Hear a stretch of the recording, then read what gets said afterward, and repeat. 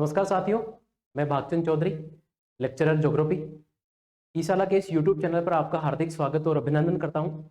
साथियों, जैसा कि आप सभी को पता है कि मई महीने में ईओआरओ का एग्जाम होना है और उसमें जो राजस्थान जीके है उसमें एक बहुत बड़ा पोर्शन राजस्थान ज्योग्राफी का है और इसमें लगभग 13 टॉपिक दिए हुए हैं। और वो जो 13 टॉपिक हैं उनमें से जिस प्रकार के इंपॉर्टेंट क्वेश्चन बनते हैं या जो एग्जाम में पूछे जाने लायक प्रश्न है, उन प्रश्नों को आज हम यहाँ पर हल करेंगे। और हमारे इस चैनल पर जितने भी 13 टॉपिक वो दिए हुए हैं उन 13 टॉपिक के बहुत ही इंपॉर्टेंट प्रश्न की एक सीरीज आपको यहाँ पर मिलने वाली है। और उसमें आपके जो पहला टॉपिक है वो है राजस्थान के प्रमुख भू आकृतिक प्रदेश और उनकी विशेषताएं। तो आज हम इसी पर आधारित कुछ 25 प्रश्न हल करने वाले हैं।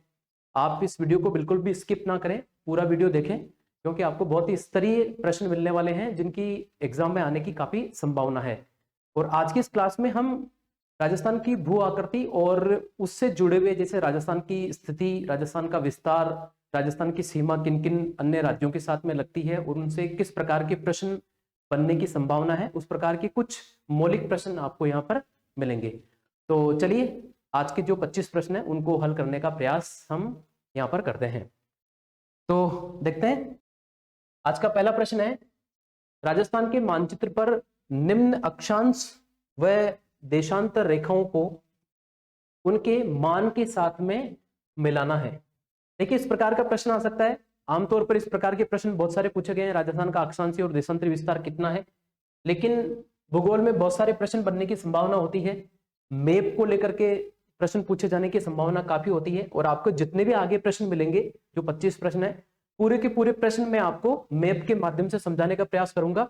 और अगर वो एक बार अगर आपके प्रश्न अगर वो समझ में आएगा और आप इसका उत्तर करेंगे, तो ये मैं आपको गारंटी देता हूं कि आप हर प्रश्न को एक ही बार में आप यहाँ पर याद कर लेंगे, क्योंकि मैप के द्वारा पढ़ते हैं। यहाँ पर केवल थ्योरी वाली बात नहीं होगी, क्योंकि ज्योग्राफी में मैप बहुत अच्छे से काम में लिए जा सकते हैं। तो मैप से आधारित इस प्रकार के प्रश्न बनते हैं। जैसे यहाँ पर एक तरफ हमें अक्षांश और देशांतर रेखा जो यहाँ पर मैप में दिखाई गई है उसको हम ABCD के माध्यम से दिखाते हैं और सामने इनका मान लिखा हुआ है, इनको मान के साथ में मिलाना है। सामान्य तौर पर हम सभी को पता है कि राजस्थान का जो अक्षांशीय विस्तार है वो 23 डिग्री और 3 मिनट उत्तरी अक्षांश से 30 डिग्री और 12 मिनट 30 डिग्री और 12 मिनट उत्तरी अक्षांश तक है। लेकिन ये रेखाएं कहाँ कहाँ हैं, अगर मान लीजिए मैप में इस प्रकार से पूछा जाए तो उनका मिलान करेंगे। और जैसे कि हम जो हमारी देशांतरी विस्तार है राजस्थान का, वो 69 डिग्री 30 मिनट पूर्वी देशांतर से 78 डिग्री और 17 मिनट पूर्वी देशांतर यहां तक है। तो इनके साथ में जब ये 4 मान दिए हुए हैं, तो यहां पर जो 4 रेखाएं बनाई गई है वो कौन से मान वाली रेखा कहां पर है। तो सबसे पहले हम देखेंगे, क्योंकि ग्लोब पर जितनी भी आडी रेखाएं खींची जाती है वो सारी रेखाएं अक्षांश रेखाएं होती है। तो जो अक्षांश वाली लाइनें हैं वो आडी रेखाएं होंगी, यानी कि C और D में से कोई होगी। तो जो देशांतर रेखाएं हैं जिनको हम स्ट्रेट बिल्कुल इस प्रकार से सीधा खींचते हैं तो वो रेखाएं होंगी इस प्रकार से। तो यानी कि जो सीधी रेखाएं हैं हमारे पास में वो देशांतर रेखाएं होंगी। तो इनको हम मिला सकते हैं। लेकिन हम ये देखेंगे कि फिर C और D में से कम मान वाली रेखा कौन सी है और ज्यादा मान वाली कौन सी है। तो बहुत ही एक सामान्य सी बात है कि हमारा राजस्थान जो है, अगर आप अक्षांशीय हिसाब से देखो तो हम ग्लोब में बीचों बीच में अगर 0 डिग्री रेखा बना दें तो हमारा पूरा भारत और उसी में हमारा पूरा राजस्थान वो 0 डिग्री के उत्तर में है, यानी कि उत्तरी गोलार्ध में है। तो यहाँ पर जो भी हमारी जो रेखाएं होंगी उन पर उत्तरी लिखा होगा। तो देखिए, अगर 0 से आप इधर बढ़ रहे हैं तो 1 डिग्री 2 डिग्री 3 डिग्री इस प्रकार से जाएंगे और लास्ट में यहाँ तो हो जाएगा 90 डिग्री, यानी कि दक्षिण जो रेखा गुजरेगी उसका मान कम होगा अक्षांश रेखाओं के हिसाब से देखें तो, और जो उत्तर में जो रेखा होगी उसका मान ज्यादा होगा। तो चूंकि आड़ी रेखाएं अक्षांश रेखाएं हैं तो कम मान वाली रेखा यहाँ पर नीचे होगी। तो देखिए यहाँ पर उत्तरी उत्तरी 2 के साथ में लिखा हुआ है तो ये दोनों अक्षांश रेखाओं वाले मान होंगे। अब हम देखेंगे कि राजस्थान में दक्षिणी जो भाग है यहाँ पर कम मान वाली रेखा होगी। तो कम मान वाली इन दोनों में से कौन सी है? 23 डिग्री और 3 मिनट। और ज्यादा मान वाली कौन सी है? 30 डिग्री और 12 मिनट। क्योंकि उत्तरी गोलार्ध में है तो यहाँ 0 से 1 2 3 4 इधर हम बढ़ रहे हैं, तो ज्यादा मान वाली रेखा राजस्थान के उत्तरी भाग से गुजरेगी, जबकि कम मान वाली रेखा राजस्थान के दक्षिणी भाग से होकर गुजरेगी। इसलिए यहाँ पर ये हो जाएगा, जैसे इसका सी है तो सी को हम यहाँ पर मिला देते हैं तो वो हो जाएगा 23 डिग्री और 3 मिनट उत्तरी अक्षांश।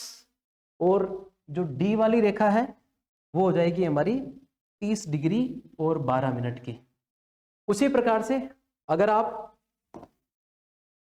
देशांतर रेखाओं के हिसाब से अगर हम देखें तो एक बार और हम देख लेते हैं। जो सीधी और खड़ी रेखाएं जो होती हैं उनको हम देशांतर रेखाएं कहते हैं। जैसे अगर इसको हम 0 डिग्री मान लें तो अक्षांश रेखाओं के हिसाब से राजस्थान उत्तरी गोलार्ध में, देशांतर रेखाओं के हिसाब से पूर्वी गोलार्ध में है।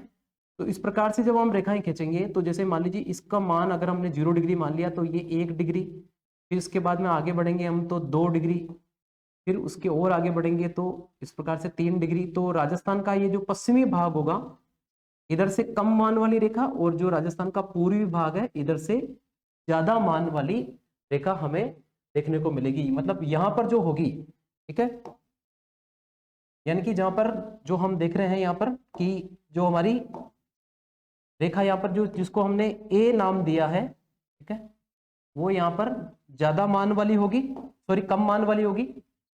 तो यहाँ वाली जो रेखा है ए वो कम मान वाली होगी, और डी वाली जो है, क्योंकि पूर्वी में जाएंगे तो फिर ज्यादा मान वाली रेखा मिलेगी, क्योंकि इधर ये डिग्री इधर बढ़ती जा रही है 0 से 1 2 3 4 5, और वो इस प्रकार से 180 डिग्री तक जाएगी। तो ए जो है उसका मान कम होगा। इनमें देखिए कौन सा है, ए का मान हो जाएगा फिर 69 डिग्री, और बी का जो मान है वो हो जाएगा 78 डिग्री और 17 मिनट पूर्वी देशांतर। तो इस प्रकार से इनको हम मिला देंगे। तो ये हमें ध्यान में रखना, कई बार हम जल्दीबाजी में ये करते हैं 23 डिग्री 3 मिनट से 30 डिग्री 12 मिनट यूं पढ़ते हैं, तो ऊपर वाली को 23 डिग्री ना कर दें और नीचे वाली जो रेखा है उसको हम 30 डिग्री और 12 मिनट ना कर दें, तो उसको यहाँ से ध्यान में रखना। तो इस प्रकार से हमें इनका मिलान कर देना है। आगे बढ़ते हैं, अगले प्रश्न को देखते हैं। दूसरा प्रश्न है, यदि राजस्थान की आकृति को अगर हम विषम कोणीय चतुर्भुज अगर मानते हैं, इसके अगर समक्ष माना जाए तो इसके 4 कोण पर स्थित 4 जिले कौन से होंगे? ठीक है, तो अगर इसको अगर हम इस प्रकार से एक विषम कोणीय ये चतुर्भुज अगर इस प्रकार से अगर मान लें तो फिर इसके जो 4 एंगल होंगे इनके ऊपर कौन से जिले होंगे? तो बहुत ही सिंपल सा है कि यहाँ पर हम पढ़ते हैं सबसे उत्तर में राजस्थान में एक गांव का नाम भी हम लिखते हैं, गांव का नाम है कोणा, और ये पड़ता है श्री गंगानगर में। दक्षिण वाला जो है ये लास्ट में यहाँ पर,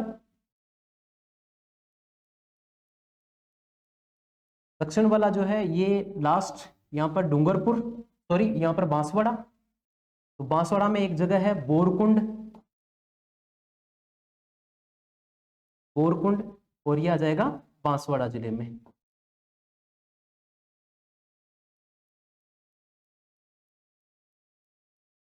तो यहाँ पर आ जाएगा बांसवाड़ा दक्षिण वाले में,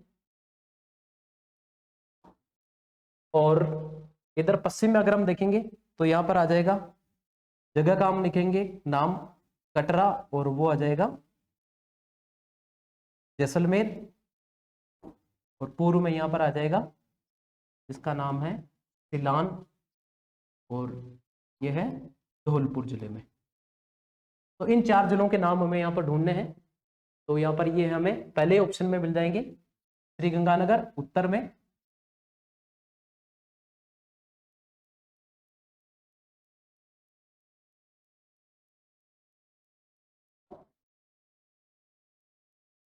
तो इनको अगर हम यहाँ ऑप्शन में ढूंढेंगे तो ये हमें मिल जाएगा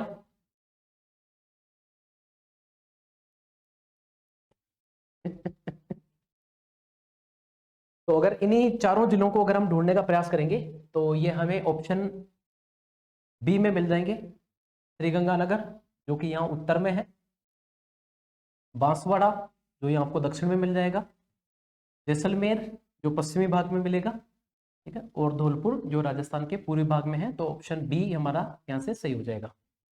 आगे बढ़ते हैं, अगला प्रश्न, राजस्थान के सुदूर पूर्वी तथा पश्चिमी स्थानों के स्थानीय समय में कितना अंतर होता है या कितना अंतर होगा। देखिए, दो प्रकार के समय की बात होती है। एक होता है जिसको हम कहते हैं स्थानीय समय, और एक दूसरा होता है जिसको हम कहते हैं मानक समय। स्थानीय समय क्या होता है, क्योंकि प्रत्येक देशांतर पर समय अलग अलग होता है। जैसा कि हम पढ़ते हैं कि हर एक देशांतर पर 4 मिनट का अंतर आता है, तो अलग अलग देशांतरों पर अलग अलग समय होता है। और अगर पर्टिकुलर उसी देशांतर का अगर समय अगर हम देखते हैं तो वो स्थानीय समय कहलाता है, जिसको हम, ठीक है, लोकल टाइम कहते हैं। और फिर किसी भी राज्य के, किसी भी देश के फिर पूर्वी और पश्चिमी जो स्थान है उनके समय में फिर अंतर आ जाता है, क्योंकि पूर्वी भाग में कुछ अलग समय होगा, पश्चिमी भाग में अलग समय होगा। तो उसके बीच में किसी एक जो देशांतर होती है, लगभग बीच वाली देशांतर, उसके समय को ही पूरे राज्य या पूरे देश में मान लिया जाता है, और उसके समय को पूरे देश में माना जाता है। वो हमारा मानक समय या स्टैंडर्ड टाइम कहते हैं।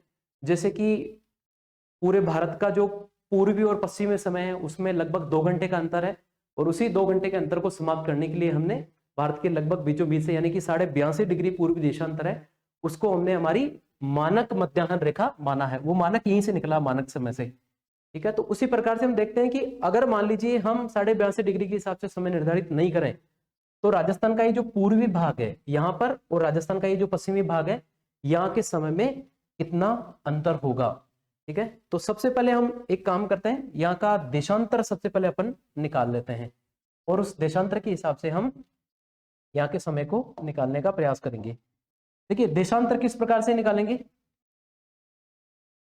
सबसे पहले हमें पता है, अभी जस्ट हमने इससे पहले वाले क्वेश्चन में पढ़ा था, राजस्थान का जो पश्चिमी भाग है यहाँ से जो रेखा गुजरती है उसका मान है 69 डिग्री और 30 मिनट पूर्वी देशांतर।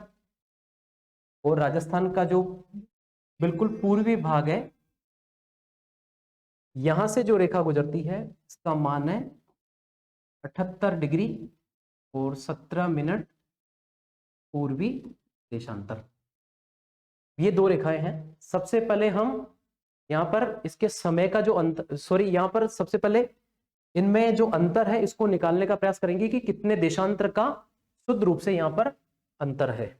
तो देखिए, अंतर निकालने के लिए हम क्या करेंगे, जो ज्यादा मान वाला है उसमें से हम कम मान को माइनस कर देंगे। 78 डिग्री और 17 मिनट है यहाँ पर, और यहाँ पर है 69 डिग्री और 30 मिनट, इसको माइनस करेंगे। अब देखिए कैसे करेंगे माइनस, यहाँ पर 17 मिनट है, 17 मिनट में से 30 मिनट को माइनस करना तो होगा नहीं। अब हम क्या करेंगे, एक इधर से लेंगे।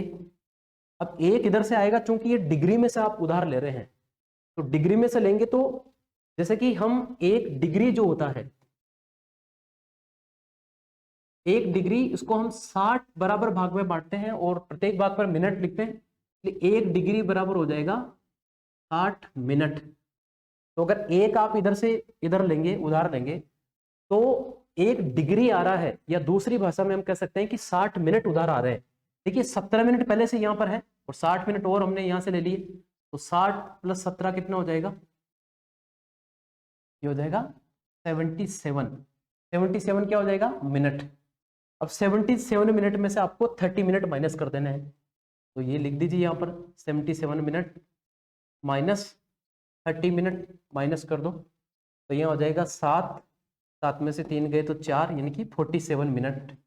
ये 47 मिनट यहाँ आ जाएंगे, क्योंकि 1 डिग्री इधर चला गया था, इधर हमने उधार ले लिया, तो यहाँ बच जाएंगे 7, ठीक है। 7 में से 9 जाएंगे नहीं, इधर से एक उधार आएगा, एक इधर हम लेंगे, तो कुल मिलाकर के कितना हो जाएगा 17, और 17 में से अगर मान लीजिए 9 जाएगा तो बचेगा 8 डिग्री। यहाँ 6 बच गए थे, 6 में से 6 तो 0। तो कुल मिलाकर के राजस्थान का जो देशांतरी विस्तार है वो कितना है, 8 डिग्री और 47 मिनट के बीच। जैसे इसी कैलकुलेशन को चलिए हम आगे करते हैं, और वो किस प्रकार से होगा इसको हमें ध्यान में रखना है कि 8 डिग्री और 47 मिनट का यहाँ पर अंतर है जो हमने यहाँ पर निकाल लिया। अब इसकी कैलकुलेशन करते हैं, क्योंकि हमें पता है कि दो कोई भी देशांतर रेखाएं होती है उसके बीच में 4 मिनट का अंतर आता है। ठीक है, यहां पर अभी हमने कितना देखा था, 8 डिग्री और 47 मिनट का अंतर देखा था। तो जब अगर दो देशांतरों के बीच अगर अंतर 4 मिनट का है तो सबसे पहले तो हम क्या करेंगे, 8 जो देशांतर है उनका अंतर निकालेंगे। तो 8 गुणा 4, क्योंकि एक देशांतर पर अंतर कितना आएगा, 4 मिनट का। 8 देशांतर पर कितना अंतर आएगा, 8 गुणा 4 यानी कि 32 मिनट। ठीक है, और उसके अलावा देखिए आगे 47 मिनट का अंतर और हमें निकालना है। अब वो 47 मिनट का अंतर कैसे होगा, जैसे हम यहां समझने का प्रयास करते हैं। जैसे मान लीजिए कि एक कोई रेखा है, ये है 1 डिग्री की, और दूसरी यहां पर रेखा है वो है 2 डिग्री की। इसके बीच में हम पुनः इसको 60 बराबर भाग में बांटते हैं। मान लीजिए कि ये 60 रेखाएं होगी, और प्रत्येक भाग पर हम क्या लिखते हैं, मिनट। जैसे यहां पर लिख देंगे 1 मिनट, 2 मिनट, 3 मिनट, 4 मिनट, ऐसे करके 59। और जैसे 60 मिनट होगा वैसे ही 2 डिग्री हो जाएगा। अब इनके बीच में अगर आप समय का अंतर देखो तो ये जो रेखाएं हैं ये तो हमने 60 बनाई है यहां पर, ठीक है, लेकिन इनके बीच में जो समय का अंतर होता है 1 डिग्री और 2 डिग्री के बीच में, वो समय का अंतर कितना होता है, 4 मिनट का अंतर होता है। 4 मिनट का हो जाएगा, मतलब कि 15 जो मिनट की लाइनें होगी उस पर 1 मिनट का अंतर होगा। जो 15 हमने लाइनें, यानी कि 2 डिग्री के बीच में हम 60 लाइन बराबर खींचते हैं, और समय का अंतर 4 मिनट होता है, तो यानी कि 15 प्रत्येक 15 लाइन पर 1 मिनट का अंतर होगा। ठीक है, तो हम यहां कर देंगे, जैसे मान लीजिए शुरू की 15 जो लाइनें होगी उस पर 1 मिनट का अंतर, अगली फिर 15 पर फिर 1 मिनट का, अगली फिर 15 पर 1 मिनट का, और अगली 15 पर फिर 1 मिनट का। कुल मिलाकर के इस प्रकार से हमारे पास में ये 4 मिनट का अंतर आता है, जो हम देखते हैं कि दो देशांतर के बीच में 4 मिनट का अंतर आता है। देखिए यहाँ पर 47 मिनट की रेखाएं हैं, यानी कि 45 मिनट तक कितना अंतर हो जाएगा, 1 + 1 + 1 यानी कि 3, यानी कि 3 मिनट का अंतर तो सीधा सीधा ही हमारे पास में आ जाएगा। 32 मिनट का अंतर हम पहले निकाल चुके थे, 8 गुणा 4 32, 3 मिनट और जोड़ दो तो कितना हो जाएगा, इसमें 32 और 3 ये जोड़ दिया हमने, तो ये हो जाएगा 35 मिनट। अब 46 और 47 मिनट की रेखा यानी कि 2 मिनट की रेखाओं के बीच का और टाइम हमें निकालना है। तो ध्यान देना, 2 मिनट की रेखाएं जो होती है उनके बीच में 4 सेकंड का अंतर होता है। तो अगर यहां पर 2 मिनट की रेखाएं हैं तो उनके बीच में अंतर होगा कितना, 8 सेकंड का। तो अगर राजस्थान के पूर्वी और पश्चिमी समय में अगर हमें अंतर देखना हो कितना है, यानी कि पूर्वी और पश्चिमी समय के जो स्थानीय समय है उसमें अगर एग्जैक्ट अंतर देखना हो, बिल्कुल एक्यूरेट अंतर कितना होगा, तो वो अंतर होगा 35 मिनट और 8 सेकंड का। इसके लिए अलग से एक वीडियो भी हमारे इस चैनल पर आपको मिलेगा, जिसमें केवल राजस्थान के पूर्वी और पश्चिमी समय में कितना अंतर है, वास्तव में कितना अंतर है और कैसे उसको निकाला जाता है, तो आप वहां से भी इसको समझ सकते हैं। फिलहाल के लिए ये इसका जो उत्तर है वो ऑप्शन ए यहां से सही होगा, और वो अंतर होगा 35 मिनट और 8 सेकंड का, बिल्कुल एग्जैक्ट अंतर होगा। आगे बढ़ते हैं, अगला प्रश्न है, राजस्थान में सर्वप्रथम सूर्योदय अगर धौलपुर में होता है, जबकि सर्वप्रथम सूर्यास्त कहां पर होगा।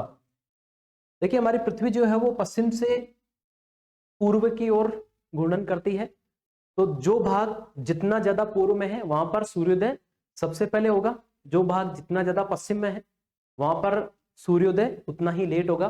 पर हमें यहां से यह भी ध्यान रखना है कि जहां सबसे पहले सूर्योदय होगा सूर्यास्त भी वहीं पर सबसे पहले होगा। ऐसा तो है नहीं कि वो पश्चिम में जो सबसे पश्चिमी भाग है यहां पर सूर्योदय या सूर्यास्त का इंतजार करेगा, ऐसा तो होगा नहीं। तो जहां पर सबसे पहले राजस्थान में जहां पर सबसे पहले सूर्योदय होगा, यानी कि कहां पर, धौलपुर में जो सबसे पूर्वी भाग है यहां पर सबसे पहले सूर्योदय होगा, तो सूर्यास्त भी यहीं पर सबसे पहले होगा। तो हमारा ये जो प्रश्न है इसका उत्तर ऑप्शन बी यानी कि धौलपुर ही होगा।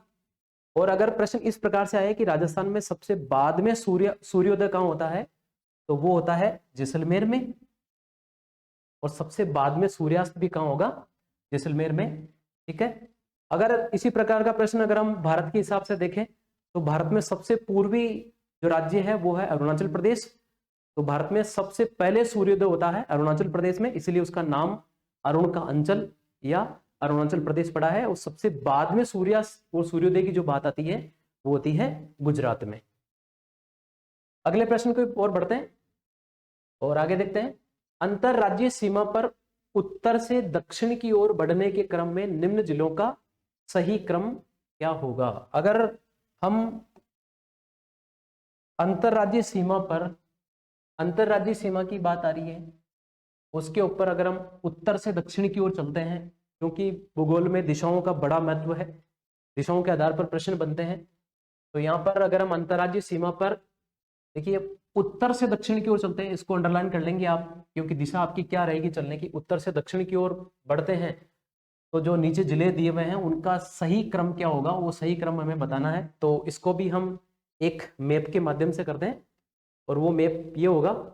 देखिए अगर आप, ये हमारी अंतरराज्यीय सीमा होगी, अगर आप यहाँ से चलेंगे तो ये अंतरराज्यीय सीमा का ये क्रम होगा, इस प्रकार से चलते हैं तो ठीक है। और वो यहाँ तक आएगा, बिल्कुल यहाँ लास्ट गुजरात तक, और थोड़ा बहुत बाड़मेर का भाग भी इसमें आएगा। ये हमारी अंतरराष्ट्रीय सीमा होगी, जिसको रेड क्लिफ रेखा का हम कहते हैं। उस हमारे ऑप्शन में गंगानगर और हनुमानगढ़ है नहीं, उसमें वो झुंझुनू के बारे में पूछा है। तो देखिए अगर आप इस सीमा पर चलते हैं और उत्तर से दक्षिण में अगर आप चलते हैं तो सबसे पहले उत्तर में आपको मिलेगा झुंझुनू, ठीक है। झुंझुनू की सीमा यहाँ लगती है। यहाँ देखिए आप सीकर की सीमा भी यहाँ पर लग रही है जाके, तो उसके बाद में आ जाएगा सीकर।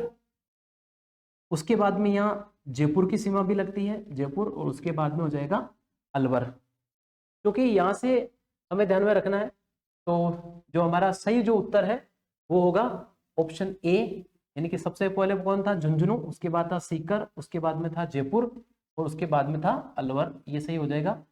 हालांकि राजस्थान में 19 नए जिले अब बनाने की घोषणा हुई है, लेकिन अभी फिलहाल वो घोषणा मात्र है।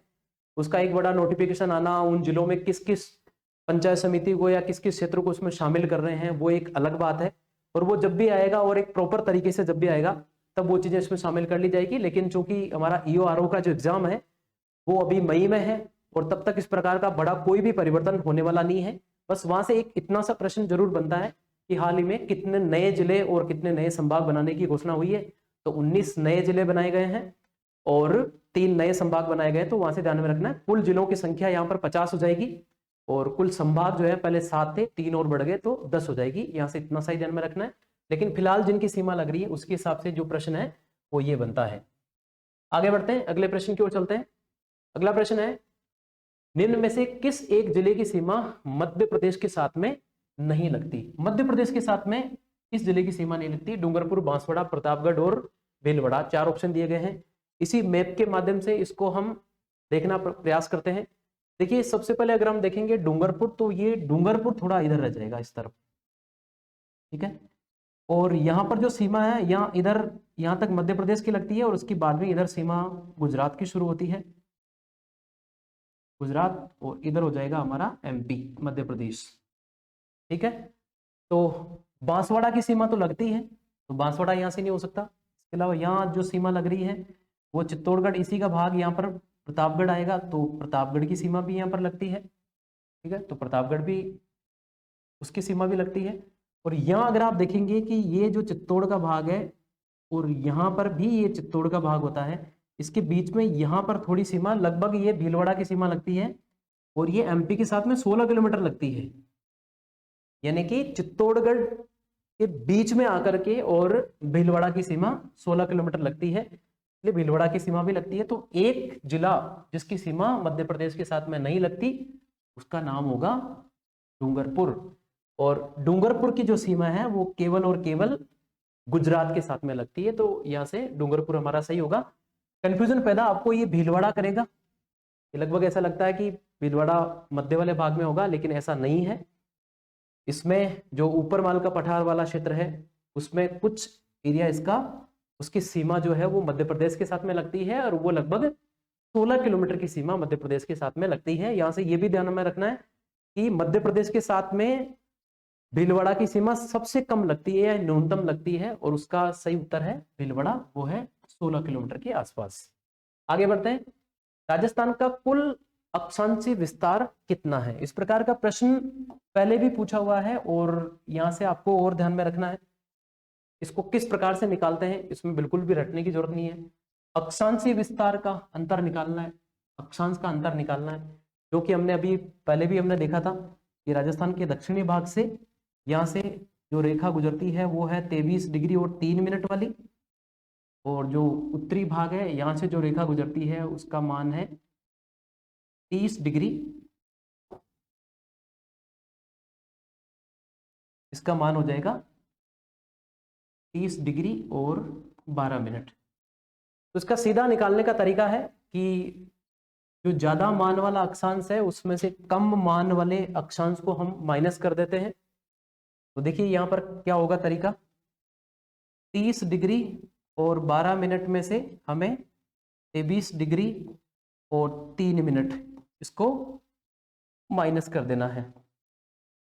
देखिए जो काल्पनिक रेखाएं खींची जाती है, आड़ी रेखाएं, उनको अक्षांश, और जो सीधी रेखाएं होती हैं उनको देशांतर कहते हैं। उनको पहले डिग्री में बांटा जाता है, डिग्री के बीच वाला जो भाग होता है उसको पुनः 60 बराबर लाइनों में बांटा जाता है, और प्रत्येक लाइन पर मिनट लिखा जाता है, और मिनट का सिंबल इस प्रकार से एक डेश लगाया जाता है। और 2 मिनट की रेखाओं के बीच का जो क्षेत्र होता है उसको पुनः 60 बराबर भाग में बांटते हैं, और उस पर सेकंड लिखा जाता है, और सेकंड का इस प्रकार से 2 डेश लगाते हैं। तो डिग्री का एक इस प्रकार से यूं बनाते हैं हम डिग्री का, और मिनट के लिए 1 डेश और सेकंड के लिए हम 2 डेश बनाते हैं। ठीक है, तो यहां पर हम देख लेते हैं, इसको माइनस करेंगे तो यहां पर सीधे सीधा 12 मिनट में से 3 मिनट अगर घटाने हैं तो 12 में से 3 गए तो 9 मिनट यहां पर आ जाएगा, और 30 डिग्री में से 23 डिग्री अगर घटाए तो ये हो जाएगा 7 डिग्री। तो राजस्थान का जो कुल अक्षांशीय विस्तार है, यानी कि कितनी अक्षांश रेखाओं के बीच में राजस्थान बसा हुआ है, उसका बसाव कितने अक्षांश में है, तो वो इसका जो सही उत्तर होगा वो होगा 7 डिग्री और 9 मिनट, जो कि हमें ऑप्शन सी में देखने को मिलेगा। तो यहां से सही होगा। जब आपने राजस्थान के अक्षांशीय विस्तार को अगर याद कर लिया है तो इसके अंतर को याद करने की जरूरत नहीं है, वहां पर आप सिंपल सी कैलकुलेशन ज्यादा डिग्री में से कम डिग्री को माइनस करके इसको निकाल सकते हैं। आगे बढ़ते हैं, अगला प्रश्न है, जैसे अक्षांश का अंतर पूछा उसी प्रकार के देशांतर का अंतर भी निकाल सकते हैं। जैसा कि हमने टाइम अभी देखा राजस्थान की पूर्वी और पश्चिम भाग में जो समय निकाला था, उसी प्रकार का सिंपल सा अंतर यहाँ पर भी हम निकाल सकते हैं। कुल देशांतरी विस्तार कितना होगा, और देशांतरी विस्तार में भी हम यही करेंगे, ज्यादा डिग्री में से कम डिग्री को माइनस करेंगे, क्योंकि राजस्थान के यहाँ से जो रेखा गुजरती है उसका मान 69 डिग्री और 30 मिनट पूर्वी देशांतर, और राजस्थान के बिल्कुल सुदूर पूर्वी भाग से जो गुजरने वाली रेखा है उसका मान है 78 डिग्री और 17 मिनट पूर्वी देशांतर। तो 78 ज्यादा है, 78 डिग्री और 17 मिनट, और इसमें है 69 डिग्री और 30 मिनट, इसको माइनस कर देंगे। अभी पहले हमने कैलकुलेशन की थी कि यहां से हम 1 डिग्री ले लेंगे, 1 डिग्री आ रहा है, इसका मतलब दूसरी भाषा में हम ये भी कह सकते हैं कि 60 मिनट हमारे पास में आ रहे हैं, क्योंकि 1 डिग्री बराबर 60 मिनट होता है, क्योंकि 1 डिग्री को पुनः हम 60 बराबर भाग में बांटते हैं।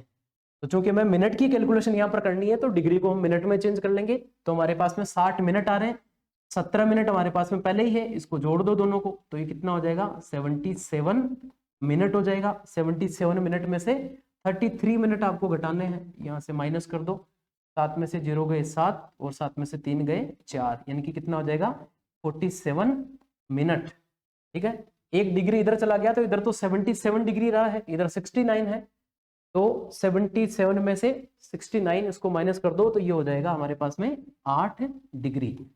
तो राजस्थान का कुल जो देशांतरी विस्तार है, कितनी देशांतर रेखाओं के बीच में है, तो 8 तो पूरी की पूरी देशांतर रेखाएं हैं, और 47 मिनट की रेखाएं और है, तो 8 डिग्री और 47 मिनट हमारा होगा, जो कि ऑप्शन डी में हमें देखने को मिलेगा। ऑप्शन डी यहां से सही होगा। आगे बढ़ते हैं, अगला प्रश्न देखते हैं, राजस्थान भारत के किस भाग में स्थित है। बहुत ही एक सरल सा प्रश्न है, लेकिन दिशाओं के आधार पर है, तो थोड़ा सा आप यहाँ पर एक बात देखिए, जब भी भूगोल में दिशाओं की बात आती है तो यहाँ पर हम देखते हैं मानचित्र में, बोर्ड पर या हमारी नोटबुक में, हमारी बुक में ऊपर की ओर हमेशा उत्तर होता है, यहाँ उत्तर होगा, तो इसके विपरीत यहाँ पर दक्षिण होगा, इस वाले भाग में पश्चिम है, और इधर आगे आप देखेंगे तो पूर्व है। अब इन दोनों के बीच की अगर बात आएगी तो इसको हम कहते हैं उत्तर पश्चिम, क्योंकि उत्तर दिशा का निर्धारण पहले हुआ था तो यहां पर हम उत्तर को पहले लेंगे, उत्तर पश्चिम। इस वाले भाग की बात होगी तो वो हो जाएगा उत्तर पूर्व, ठीक है।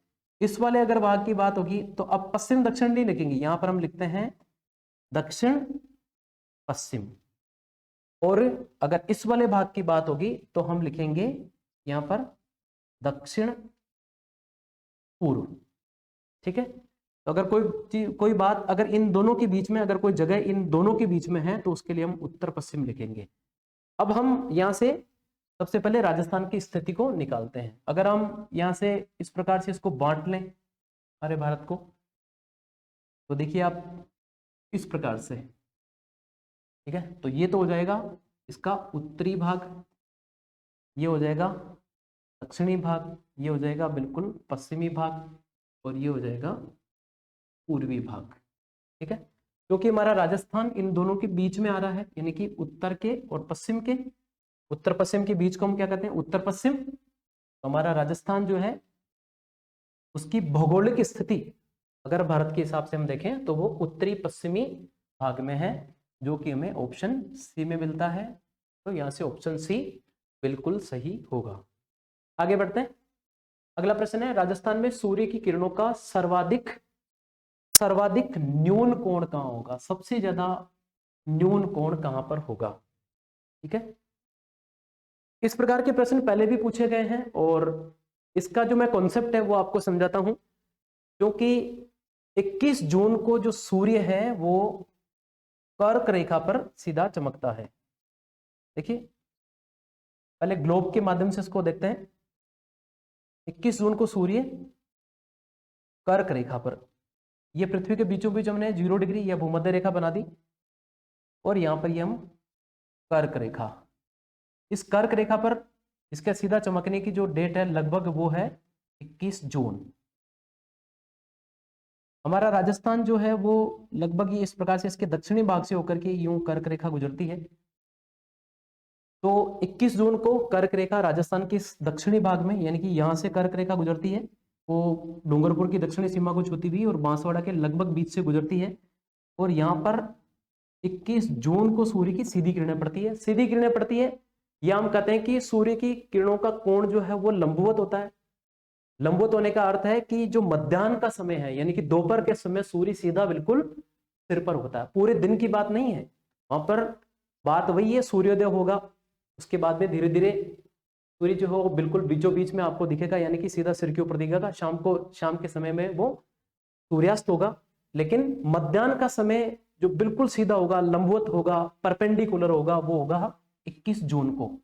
तो अब यहां पर सूर्य की, जैसे मान लीजिए यहां पर सूर्य की सीधी किरणें पड़ रही है, तो अब आप जैसे जैसे उत्तर में जाओगे तो ये किरणों का कोण जो है वो कम होता जाएगा। इसको हम इस प्रकार से भी बना सकते हैं, और मैं आपको यहाँ पर बना के दिखाता हूं कि वो किस प्रकार से यहाँ पर सीधा चमकेगा और न्यून कोण किधर होगा। तो देखिए अगर मान लीजिए कि सूर्य की सीधी किरणें वर्तमान में यहां पड़ती है, ठीक है। तो अब यहां पर अगर आप देखेंगे तो ये किरणों का कोण जो है वो तिरछा हो जाएगा। यानी कि यहां से कॉन्सेप्ट हम बहुत सीधा सा समझ सकते हैं कि जितना ज्यादा उत्तर में जाते जाएंगे, जितना ज्यादा उत्तर में जाएंगे, किरणों का कोण उतना ही न्यून होता जाएगा या तिरछी किरणें वहां पर पड़ेंगी। तो सर्वाधिक सीधी किरणें जो है वो बांसवाड़ा और डूंगरपुर में होगी 21 जून को, ठीक है। और इसका सूर्य की किरणों का तिरछापन जो है वो बढ़ता जाएगा, और गंगानगर में सर्वाधिक तिरछापन होगा। यह प्रश्न पहले भी पूछा गया है। हाँ, दूसरी बात यह भी हम देख सकते हैं, जब सूर्य मकर रेखा पर सीधा चमकता है तो भी सर्वाधिक तिरछापन यहीं पर होगा, क्योंकि मकर रेखा पर वो 22 दिसंबर को होता है, और 22 दिसंबर वो होगा तब यहाँ डूंगरपुर और बांसवाड़ा में भी तिरछी किरणें पड़ेंगी। लेकिन इस दिन गंगानगर में सूर्य की किरणों का तिरछापन और कम होगा, या कोण जो है वो न्यून होगा। तो कॉन्सेप्ट यह है कि राजस्थान में आप दक्षिण से उत्तर की ओर बढ़ोगे तो सूर्य की किरणों का तिरछापन बढ़ता जाएगा। जो भी 4 जिले आपको दिए जाए ऑप्शन में, उनमें से कौन ज्यादा उत्तर में है, वहां पर सूर्य की किरणों का तिरछापन ज्यादा होगा। यही कॉन्सेप्ट इसमें लगता है। तो यहां पर हम देखें सर्वाधिक न्यून कोण कहां होगा, तो देखिए अगर आपको गंगानगर दिया हुआ है तो सीधा सीधा उत्तर यहाँ पर सर्वाधिक तिरछापन नगर की बात है। तो इसमें गंगानगर है, तो यहां से गंगानगर सही होगा। आगे बढ़ते हैं। एक प्रश्न और जो उस कॉन्सेप्ट में से ही बन सकता है, निम्न में से किस जिले में सूर्य की किरणों का सर्वाधिक तिरछापन होगा? ठीक है, निम्न में से यानी कि यहां पर जो 4 जिले दिए हुए हैं, देखिए जितने भी हमारे एमसीक्यू टाइप के क्वेश्चन बनते हैं, मल्टीपल चॉइस क्वेश्चन, उसमें हमें एक चीज ध्यान में रखनी है कि हमें जो प्रश्न पूछा जाता है, वो जो 4 ऑप्शन दिए जाते हैं, उनमें से कौन सा उसका सबसे अच्छा उत्तर हो सकता है, वो हमें उसका जवाब देना है। तो इन 4 में से कहां पर, ये जो 4 जिले दिए हैं, अब हम यहाँ पर ढूंढे कि सूर्य की किरणों का सर्वाधिक तिरछापन कहाँ होगा।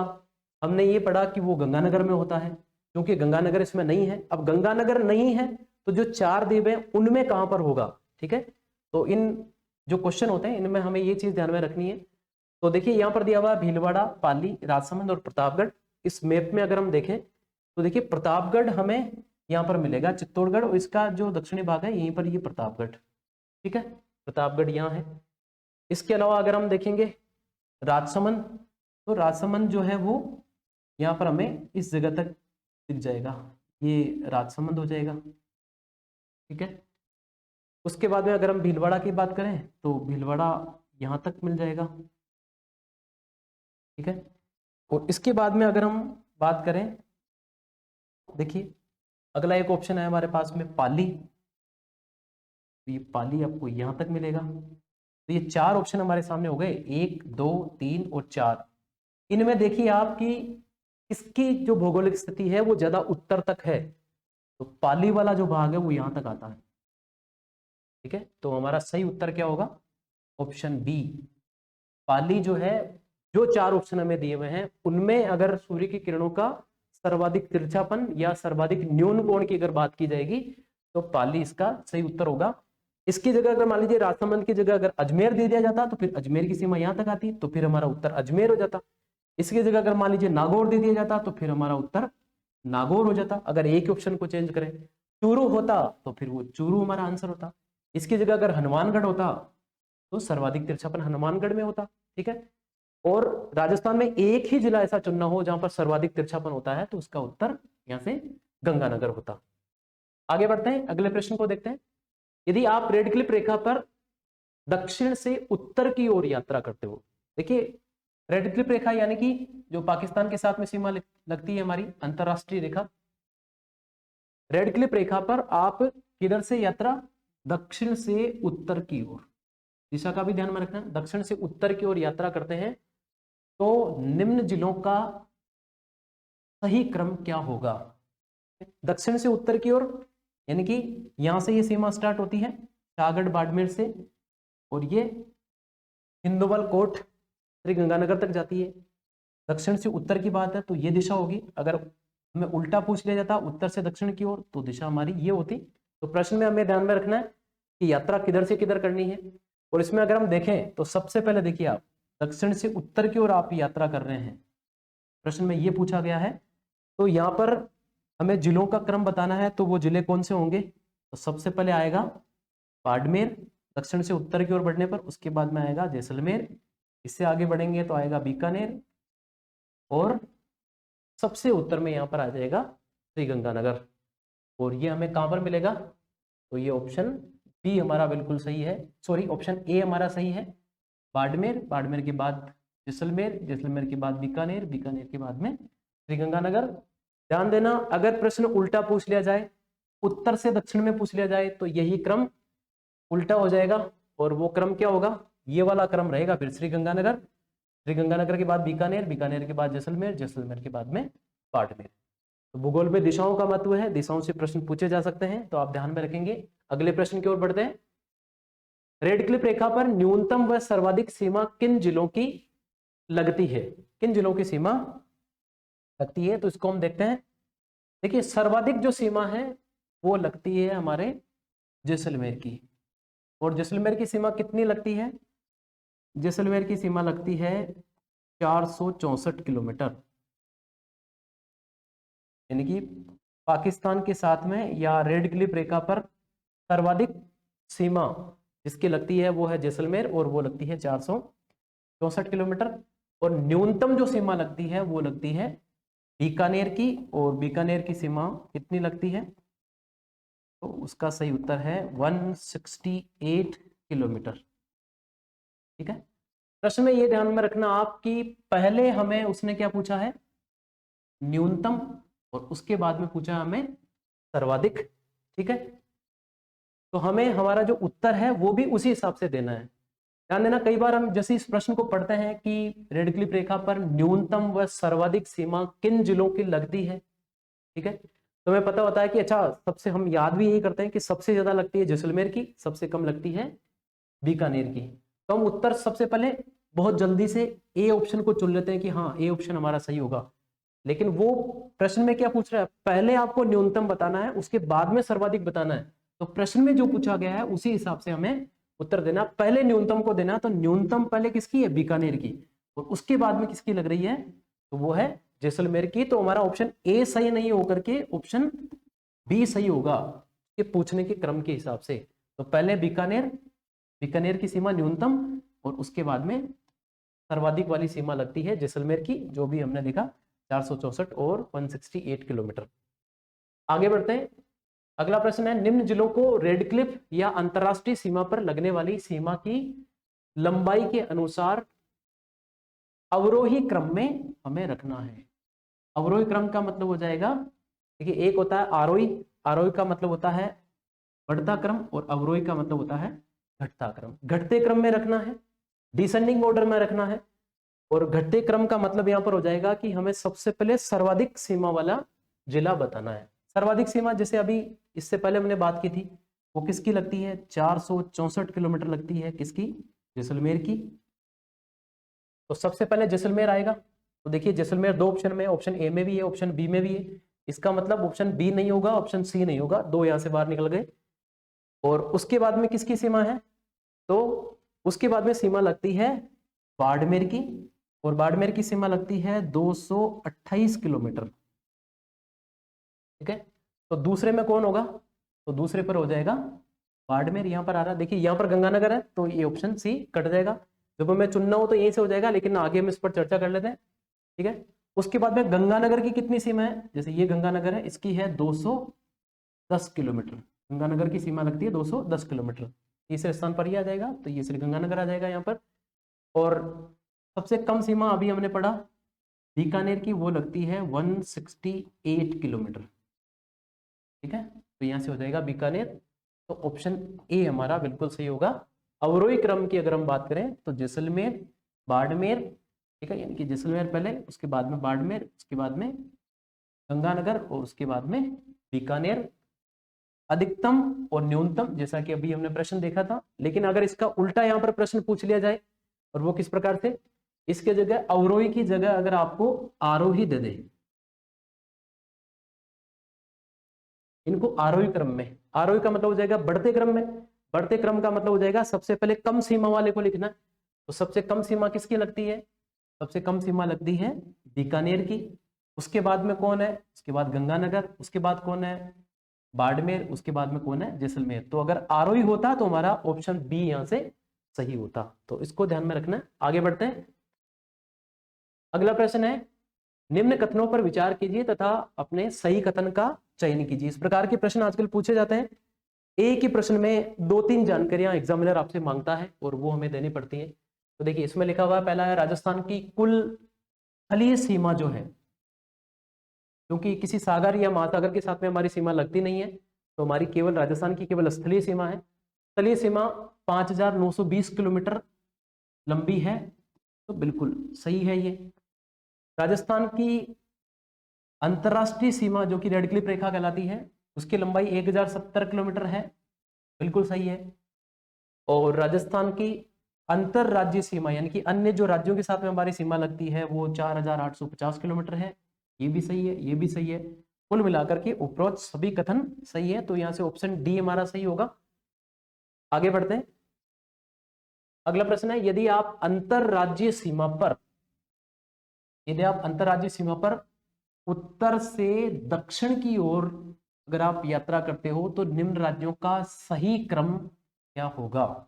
ठीक है, अब देखिए, अंतरराज्यीय सीमा पर अगर हम यात्रा करते हैं, ठीक है, एक इंडिया के मैप के द्वारा हम समझने की कोशिश करते हैं। हमारी अंतरराज्यीय सीमा जो राजस्थान की है वो यहां से लगती है, इसको देख लेते हैं हम। ये हमारी अंतरराज्यीय सीमा हो जाएगी, ये वाली जो है, ठीक है, ये हो जाएगी। और इसमें अगर हमें ये चुनना हो कि अगर हम उत्तर से दक्षिण की ओर बढ़ते हैं, यानी कि उत्तर से दक्षिण की ओर इस प्रकार से अगर हम चलते हैं अंतरराज्यीय सीमा पर, उत्तर से दक्षिण में चलते हैं, तो राज्यों का सही क्रम क्या होगा? तो देखिए, सबसे पहले हमारी सीमा लगती है पंजाब के साथ, उसके बाद में हमारी सीमा लगती है हरियाणा के साथ, उसके बाद में हमारी सीमा लगती है उत्तर प्रदेश, उसके बाद मध्य प्रदेश, और इसके बाद में आ जाएगा गुजरात। ठीक है, तो देख लेते हैं इसमें सबसे पहले कौन सा है। यहाँ पर पंजाब, उसके बाद में हरियाणा, आगे बढ़ते हैं यूपी उत्तर प्रदेश, के बाद में मध्य प्रदेश, और सबसे दक्षिण में गुजरात के साथ में। तो यहां से हमारा ऑप्शन ए बिल्कुल सही होगा। दिशाओं के ज्ञान के आधार पर इस प्रकार के प्रश्न पूछे जा सकते हैं।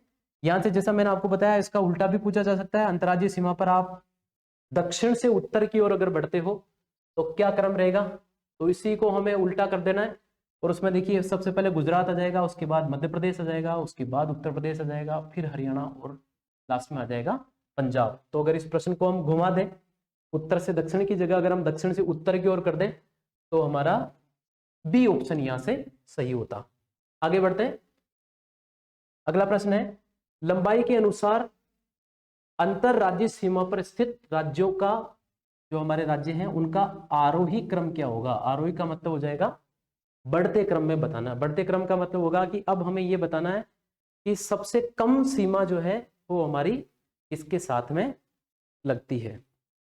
तो इसमें सबसे पहले हम सबसे कम सीमा किसकी लगती है, क्योंकि हमें आरोही क्रम बताना है, बढ़ते क्रम में बताना है, तो सबसे पहले सबसे कम सीमा किसकी लगती है? तो हमारी सबसे कम सीमा लगती है पंजाब के साथ में। तो पंजाब के साथ में कितनी लगती है?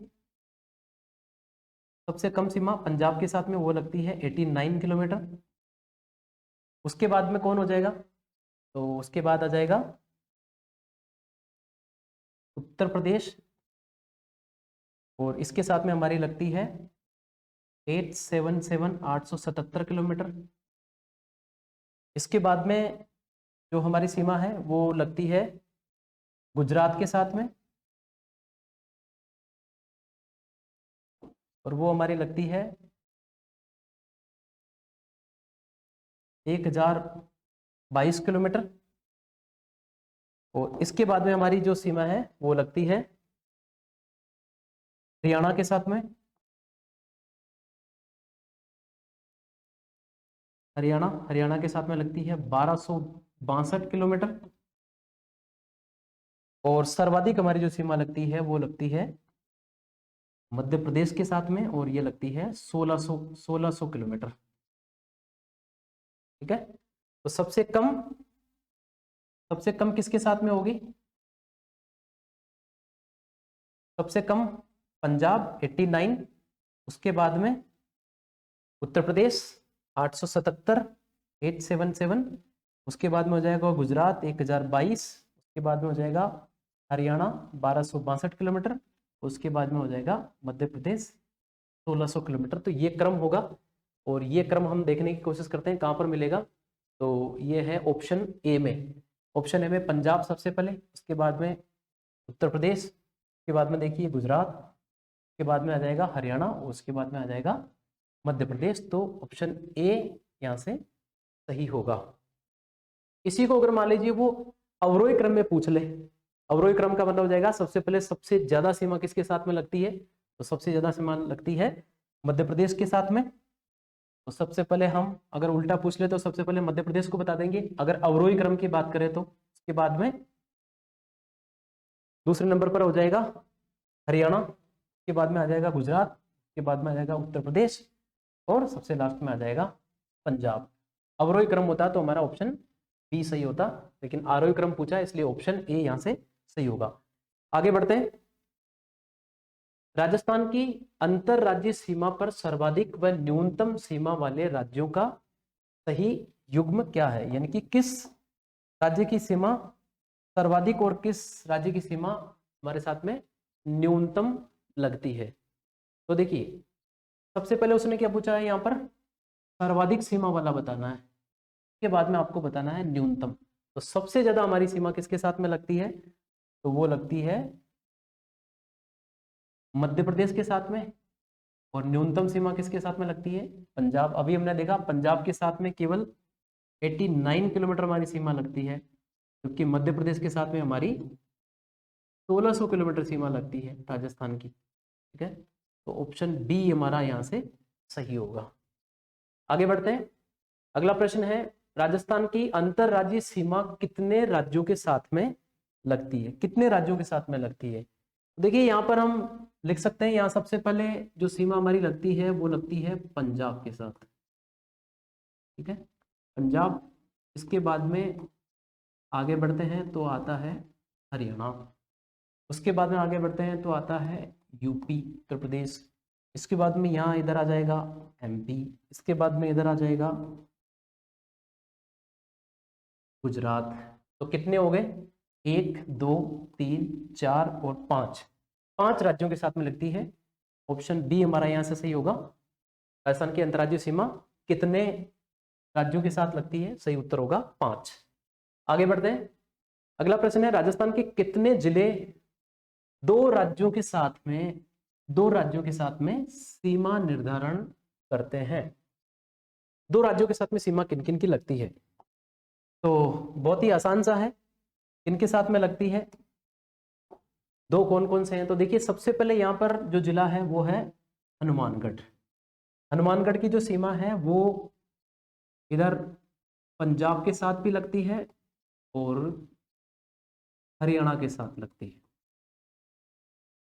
ठीक है, तो दो दो राज्यों के साथ में सबसे पहला हो जाएगा हनुमानगढ़।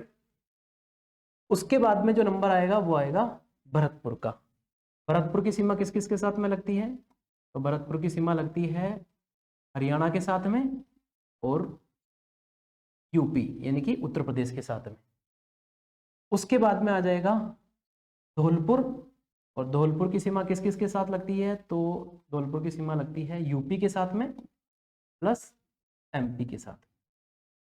ठीक है, और उसके बाद में आ जाएगा सबसे लास्ट में बांसवाड़ा। बांसवाड़ा की सीमा किस किस के साथ में लगती है? तो इधर आपका होगा एमपी मध्य प्रदेश और इस तरफ हमारा होगा गुजरात। तो कुल मिलाकर के ये 4 ऐसे जिले हैं, हनुमानगढ़, भरतपुर, धौलपुर और बांसवाड़ा, इनकी सीमा दो दो राज्यों के साथ में लगती है। तो ऐसे जिलों की संख्या यहाँ पर पूछी गई है, तो 1 2 3 और 4। ऑप्शन ए हमारा यहाँ से सही होगा। आगे बढ़ते हैं। अगला प्रश्न है, राजस्थान के कितने जिले केवल अंतरराष्ट्रीय सीमा का निर्धारण करते हैं? केवल अंतरराष्ट्रीय सीमा की बात हुई है, ध्यान रखना। केवल अंतरराष्ट्रीय सीमा पर कितने जिले हैं? देखो वैसे हमारे जो है राजस्थान के अंतरराष्ट्रीय सीमा पर कितने जिले हैं? वैसे 4 हैं। देखो गंगानगर, बीकानेर, जैसलमेर और बाड़मेर। लेकिन प्रश्न में पूछा है केवल अंतरराष्ट्रीय सीमा पर। ये अंतरराष्ट्रीय के साथ में जैसे गंगानगर है, ये अंतरराष्ट्रीय सीमा के साथ में यहाँ पंजाब के साथ में वो अंतरराज्यीय सीमा भी बनाता है। और बाड़मेर यहाँ पर अंतरराष्ट्रीय सीमा के साथ में गुजरात के साथ सीमा भी बनाता है ये। तो अगर बात ये हो कि केवल अंतरराष्ट्रीय सीमा पर है, जो केवल और केवल अंतरराष्ट्रीय सीमा बनाते हैं, तो उसमें केवल फिर 2 जिले बचते हैं। एक आता है बीकानेर और दूसरा आता है गुजरात। तो ये 2 ऐसे जिले हैं जो केवल अंतरराष्ट्रीय सीमा बनाते हैं। इंपॉर्टेंट है, तो ऑप्शन ए हमारा यहां से बिल्कुल सही होगा। आगे बढ़ते हैं। अगला प्रश्न है, अंतरराष्ट्रीय तथा अंतरराज्यीय सीमा बनाने वाले जिलों की संख्या कितनी है? यानी कि ऐसे जिले जो अंतरराष्ट्रीय सीमा भी बनाते हैं, और अंतरराज्यीय सीमा भी बनाते हैं। दोनों प्रकार की सीमा बनाने वाले, अभी इससे पहले वाले प्रश्न में भी हमने डिस्कस किया था। ठीक है, एक तो इस प्रकार का जिला है गंगानगर, जो पाकिस्तान के साथ सीमा भी बनाता है, और किसके साथ में बनाता है? इधर अंतर राज्यों में वो पंजाब के साथ बनाता है। और एक दक्षिण में हमने देखा था, इसका नाम है बाड़मेर, जो कि पाकिस्तान के साथ भी सीमा इसकी लगती है। और इसके साथ साथ में गुजरात की सीमा भी इसके साथ में लगती है। ठीक है, तो ऐसे दो जिले हैं जो अंतरराष्ट्रीय और अंतरराज्यीय दोनों प्रकार की सीमा बनाने वाले हैं। इनकी संख्या 2 है। ऑप्शन ए हमारा यहां से सही होगा। आगे बढ़ते हैं। अगला प्रश्न है, राजस्थान के ऐसे जिलों की संख्या जो किसी अन्य राज्य के साथ में, यानी कि किसी अन्य राज्य के साथ में वह अन्य किसी देश के साथ में सीमा निर्धारित नहीं करते, यानी कि उनकी सीमा न तो किसी अन्य राज्य के साथ लगती है न ही किसी देश के साथ में लगती है। ऐसे जिलों की संख्या कितनी है? तो देखिए, यहाँ मैप के द्वारा हम इसको बहुत आसानी के साथ में देख सकते हैं, और इनको मैप में ही आप इसी प्रकार से याद करना, और एक मैप की एक इमेज अपने दिमाग में बिठाना, क्योंकि हो सकता है प्रश्न इस प्रकार से पूछा जाए कि निम्न में से कौन से जिले ऐसे हैं जिनकी सीमा किसी राज्य या देश के साथ में नहीं लगती। उसका नाम अगर हमें पूछा जाए तो हम नाम बताने की स्थिति में भी यहाँ पर रहें। तो देखिए, सबसे पहला जो आपको समूह है उसको यहाँ से इसको यहाँ से करना। देखिए, तो बिल्कुल हम याद कर लेते हैं और वो इस प्रकार से करेंगे। सबसे पहला समूह हमें यहाँ से पकड़ना है, जोधपुर, पाली और राजसमंद। जोधपुर हो जाएगा, पाली हो जाएगा और राजसमंद हो जाएगा। कितने हो गए? 3। उसके बाद में हमें समूह कौन सा पकड़ना है? तो ये पकड़ना है, नागौर, अजमेर, टोंक व बूंदी। ये कितने हो गए? 4। देखिए, सबसे पहले कौन था? जोधपुर, पाली और राजसमंद। उसके बाद में है नागौर, अजमेर, टोंक और बूंदी। देखिए, ऐसा लग रहा है कि जैसे बूंदी में यहाँ पर पीला कलर है और ये यहाँ आके लग रहा है, लेकिन ऐसा नहीं है। वास्तव में ये भीलवाड़ा की सीमा यहाँ पर बीच में लग रही है, और इसके इधर भी चित्तौड़गढ़ है, और ये वाला जो भाग है ये भी चित्तौड़गढ़ का है, और यहाँ नीचे प्रतापगढ़ आ जाता है। तो चित्तौड़ 2 हिस्सों में है। ठीक है, इसके बीच में यहाँ पर भीलवाड़ा की सीमा आके लगती है, और वो चित्तौड़ को 2 भाग में यहाँ पर बटा हुआ है। यहीं पर वो रावतभटा वाला भाग यही है, और चंबल नदी यहीं से जाकर के चित्तौड़गढ़ में प्रवेश करती है, और यहीं पर आगे जाके रावतभाटा, जहाँ पर राजस्थान का एकमात्र एटॉमिक पावर सेंटर जहाँ पर लगाया गया है, जहाँ पर राणा प्रताप सागर बांध बनाया गया है। ठीक है, और वो चित्तौड़ वाले में है। ठीक है, तो 4 जिले यहाँ से हो जाएंगे, जोधपुर, पाली, राजसमंद, ये तो हो गए 3, और नागौर, अजमेर, टोंक और बूंदी, ये हो गए 4। और इसके बाद में एक जिला हो जाएगा हमारा दौसा, एक ये हो जाएगा। तो कुल मिलाकर के ये 8 जिले हमारे होते हैं। तो उत्तर ए हमारा सही होगा। ऐसे जिलों की संख्या कितनी है? 8, जो किसी अन्य राज्य के साथ में या अन्य देश के साथ में सीमा निर्धारित नहीं करते। इस प्रकार का एक, इनको हम ये भी कह सकते हैं राजस्थान के अंतर्वर्ती जिलों की संख्या।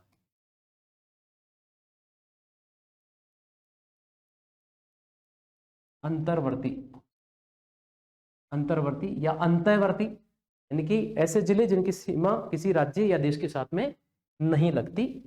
ठीक है, तो वो उनकी संख्या 8 है। और एक चीज यहां से ये भी ध्यान में रखनी है कि पाली जिले की जो सीमा है वो सर्वाधिक जिलों के साथ में लगती है, और वो उनकी संख्या 8 है। आगे बढ़ते हैं। अगला प्रश्न है, निम्न कथनों पर विचार कीजिए तथा सही कथन चुनिए। पहला इसमें है, कोटा व चित्तौड़गढ़ मध्य प्रदेश के साथ 2 बार सीमा निर्धारण करते हैं। देखिए, यहाँ पर हमारे सामने मैप है, और इसी के द्वारा हम इसको देख लेते हैं। सबसे पहला है कोटा, तो हम कोटा को देख लेते हैं। देखिए, कोटा की सीमा ये है, इस प्रकार से ही लगती है, ये इस प्रकार से कोटा है। तो इसकी सीमा यहाँ इधर भी एमपी है। ठीक है, और इधर ये वाला भाग भी एमपी का है, तो यहाँ पर भी और यहाँ पर भी कोटा की सीमा मध्य प्रदेश के साथ में लगती है। ठीक है, और एक और देखते हैं, क्या चित्तौड़गढ़ की सीमा भी लगती है? तो बिल्कुल, ये चित्तौड़गढ़ यहाँ से यहाँ तक, ये चित्तौड़, ठीक है, बीच में यहाँ पर ये आ जाएगा।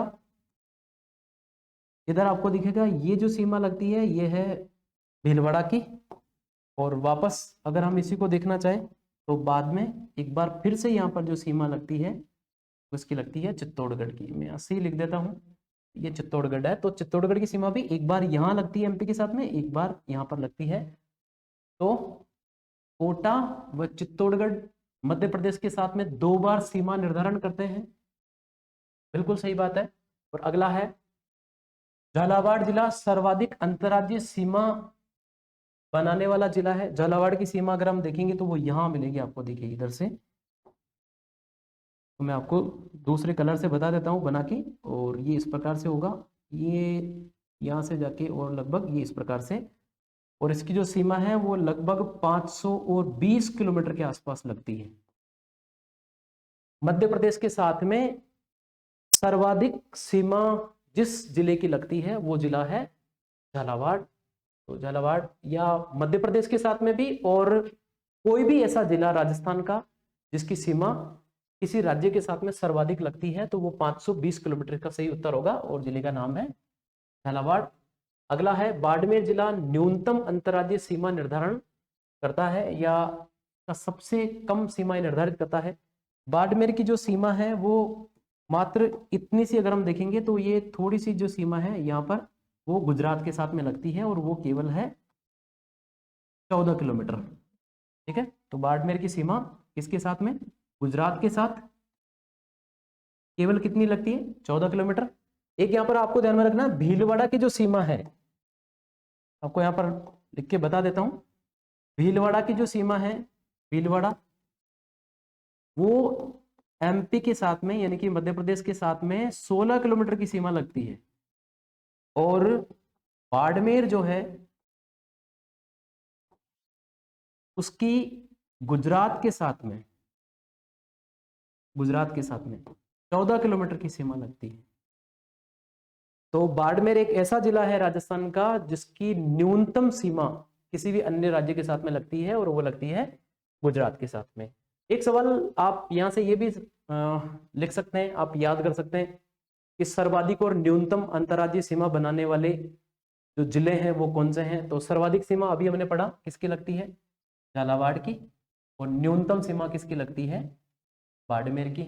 ये बाड़मेर की 14 किलोमीटर लगती है, जबकि झालावाड़ की 520 किलोमीटर के आसपास लगती है। तो यहाँ से ये भी प्रश्न है, तो ये तीनों जो कथन है वो सही है, और इसलिए हमारा जो उत्तर होगा वो होगा ऑप्शन डी, सभी कथन बिल्कुल सत्य हैं। तो मैप के माध्यम से बिल्कुल आसानी के साथ में इसको याद किया जा सकता है। आगे बढ़ते हैं और आज का अंतिम प्रश्न देखते हैं। राजस्थान का आकार किस प्रकार का है, कई बार प्रश्न पूछे गए हैं इसमें से। तो यहाँ पर जो राजस्थान का आकार है वो पतंगाकार भी बताया जाता है, लगभग आप इस प्रकार से देखोगे, है ना। तो इस प्रकार से राजस्थान मिलेगा कि चौड़ाई इस प्रकार से ज़्यादा है, और जिसको हम पढ़ते भी हैं 869 किलोमीटर प्रकार से है। अगर आप उत्तर से दक्षिण में अगर देखो तो वो 826 किलोमीटर, ठीक है, 826 किलोमीटर के आसपास राजस्थान की उत्तर से दक्षिण में, जबकि पूर्व से पश्चिम में इसकी जो लंबाई है वो 869, यानी कि राजस्थान की जो लंबाई है, जो चौड़ाई है वो ज़्यादा है, जबकि राजस्थान की लंबाई उत्तर से दक्षिण में वो कम है, वो केवल 826 किलोमीटर है। क्या अगला है विषम कोणीय चतुर्भुज के समान है। बिल्कुल विषम कोणीय चतुर्भुज जिसे रोम्बस भी कहा जाता है, इसके समान ही हमारी आकृति है राजस्थान की। तो ये वाली बात भी सही है, ऑप्शन ए भी सही है, ऑप्शन बी भी सही है। ऑप्शन सी कहता है कि क्या ए और बी दोनों सही है, तो बिल्कुल सही है। तो हमारा जो उत्तर है वो होगा ऑप्शन सी, यानी कि ए और बी दोनों सही है। राजस्थान का आकार पतंगाकार भी है और विषम कोणीय चतुर्भुज भी है, यानी कि रोम्बस के समान भी है। तो आज की इस क्लास में हमने राजस्थान के जो प्रमुख भू आकृतिक प्रदेश है या किन के साथ में हमारी सीमा लगती है उससे बनने वाले महत्वपूर्ण प्रश्नों को देखा। हालांकि मैंने पहले भी आपको बताया था कि नए जिले बन गए हैं, और ये जो अभी जो मैंने क्लास में पढ़ाया आपको, वो जो हमारा जितने पहले जिले बने हुए हैं 33, उसके हिसाब से हैं, क्योंकि इतनी जल्दी कोई बुक्स आने वाली है नहीं, इतना जल्दी ऑथेंटिक मैटर आने वाला है नहीं, ठीक है। और जो भी हमारे प्रश्न पूछे जाएंगे, और विशेष रूप से ईओआरओ में जो प्रश्न पूछे जाएंगे वो प्रश्न सारे यहीं से बनने हैं। तो इसी को आप देखते रहें, और आगे आपके जो लगभग 13 टॉपिक हैं इसमें आज एक के बारे में चर्चा की, और इससे इंपॉर्टेंट क्वेश्चन मैं आपको बताऊंगा, और आपको टॉपिक वाइज क्वेश्चन मिलेंगे। तो आप हमारे साथ में जुड़े रहिए। जानकारी अच्छी लगी तो अपने दोस्तों के साथ में शेयर कीजिए, हमारे चैनल को सब्सक्राइब कीजिए, लाइक कीजिए, कमेंट कीजिए। Thank you.